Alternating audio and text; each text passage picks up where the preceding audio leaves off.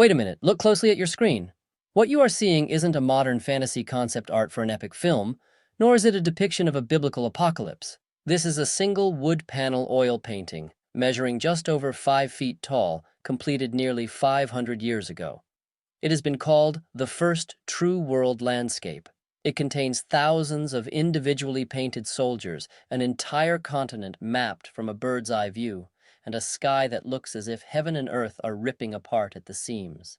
This is Albrecht Altdorfer's The Battle of Issus, painted in 1529. At first glance, it tells the story of Alexander the Great's legendary triumph over the Persian King Darius III in 333 BC. But beneath the surface of this ancient clash lies a gripping tale of 16th century religious warfare, an empire on the brink of collapse, a duke's obsession with legacy, and an artist who fundamentally broke the rules of Renaissance art to change how we view our place in the cosmos.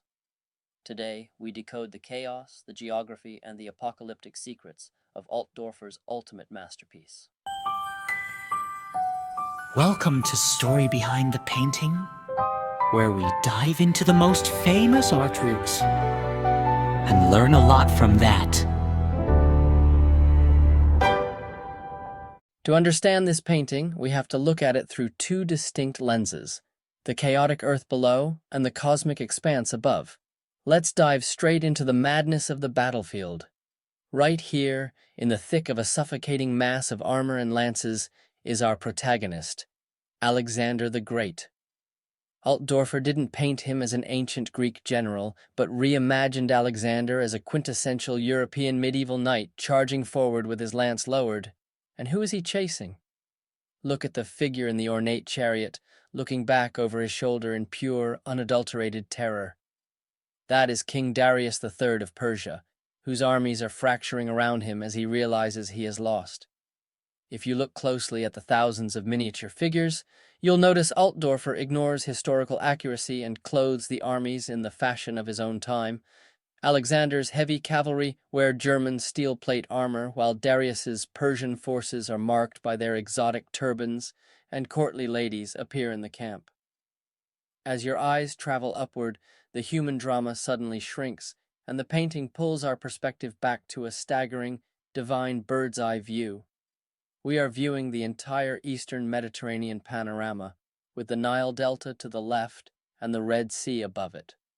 In the middle of the waters sits the island of Cyprus, and to the right, a fortified town with medieval church towers representing ancient Tarsus.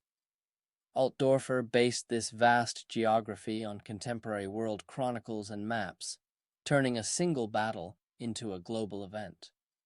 Crowning this landscape is a sky locked in its own apocalyptic war, with a blazing sun on the left and a pale crescent moon on the right. The sun bursts through swirling clouds, casting dramatic light over the western forces, while the moon hangs over a retreating east. Suspended at the center of the heavens like a divine scoreboard is a large framed tablet written in Latin stating Alexander's victory and the staggering losses. Why would a German Renaissance painter in 1529 spend years meticulously painting an ancient battle that happened in 333 BC? Because to the people of 1529 this wasn't ancient history, it was a mirror to their terrifying reality. When Altdorfer was working on this masterpiece, Europe was in a state of absolute panic. The Ottoman Empire under Suleiman the Magnificent was rapidly expanding westward. In the very year this painting was completed, 1529, the Ottoman armies had reached the gates of Vienna, laying siege to the heart of the Holy Roman Empire. For Christian Europe, it felt like the literal end of the world. The threat of an invasion from the east was a daily anxiety. By clothing King Darius's Persian troops in eastern turbans and framing the sky as a biblical apocalypse, Altdorfer was making a bold contemporary statement. This was also the era of the Protestant Reformation. Martin Luther's ideas were fracturing the Christian church from within. Insecurities, religious schisms, and fear of imminent doom were widespread. People genuinely believed they were living in the end of days.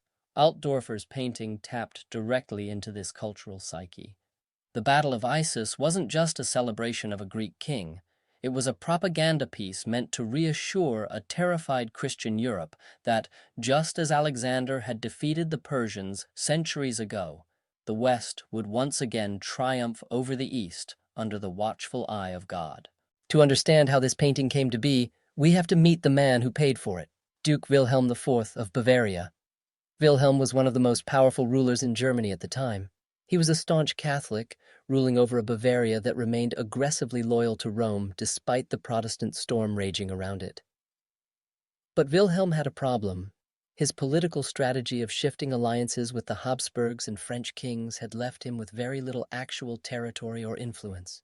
He had failed to become the German king, so if you can't achieve ultimate power on the real battlefield, you construct it in your art gallery. Around 1525, Duke Wilhelm commissioned a massive, prestigious suite of 16 history paintings for his ducal residence in Munich. He hired the finest German masters of the day to paint a series of epic historic triumphs. The men were to paint heroic military victories of antiquity, like Hannibal defeating the Romans or Caesar besieging Alesia. The women, commissioned for his duchess, focused on heroic women from the Old Testament and antiquity, like Judith and Helen of Troy. The goal was to celebrate the grandeur of the individual, to champion chivalry, and to subtly align Duke Wilhelm's name with the greatest, most righteous conquerors in human history. But out of all 16 masterpieces commissioned for the Duke's collection, only one completely shattered the boundaries of traditional art, and that was the one assigned to the city architect of Regensburg. Enter Albrecht Altdorfer. Altdorfer was not just a painter hiding away in a studio, he was a highly influential, wealthy, and respectable citizen. He served as the official town architect of Regensburg, a free imperial town about 60 miles north of Munich. He sat on the inner town council, and on the 18th of September, 1528, he was elected to become the mayor of Regensburg. But Altdorfer did something unthinkable for a politician. He turned the mayor's office down. He declined because he wished to execute a special work in Bavaria for Duke Wilhelm, calling it a much-desired commission. That special work was, of course, the Battle of Issus, and he valued his artistic vision and that commission over political supremacy. Altdorfer was a master of scale, famous for over 200 works ranging from tiny woodcuts to delicate miniatures. When he received the Duke's commission around the age of 50, he channeled a lifetime of architectural precision and miniature mastery into a single canvas to create his undisputed masterpiece. So why does the Battle of Issus still matter today? What makes Altdorfer a revolutionary in art history? First, Altdorfer was a founding father of the Danube School, a movement that made nature the main character. Before this era, landscapes were just flat backdrops for human stories. Altdorfer looked at the sweeping forests, rugged mountains, and dramatic skies, and saw something divine. In the Battle of Issus, he creates what historians call the world landscape. Look at how the thousands of soldiers are swallowed by the immense curvature of the earth. Altdorfer was among the first to suggest humanity's greatest political dramas are insignificant next to nature and the cosmos. Second, this painting marks the moment in Northern Europe where heroes replaced saints. During the Middle Ages, art focused on stiff religious icons and relics. The Renaissance brought a rediscovery of classical antiquity and a new sense of self. People were no longer seen as anonymous members of a group or silent sinners before God. Altdorfer celebrates individual human quality by naming his figures on tablets above them. He invites the spectator to identify with Alexander's strategic prowess or the tragic downfall of Darius. Ultimately, Albrecht Altdorfer's The Battle of Issus is far more than a painting of an ancient war. It is a time capsule of 1529 capturing the political ambitions of a Bavarian duke. It shows the terrifying fears of an Ottoman invasion. It marks the dawn of a new artistic era where nature and the cosmos took center stage. The painting proves that even the most chaotic human conflicts are a brief flash of light under an infinite sky. If you want to see the staggering details of this painting up close, you need to download the Muzea app. With Muzea, you can bring the world's greatest art galleries directly to your fingertips with immersive audio guides and deep dive context. The app also offers ultra-high-definition scanning so you can explore every hidden soldier and every wave in the sea. Click the link in the description or scan the QR code on your screen to download the Muzea app today.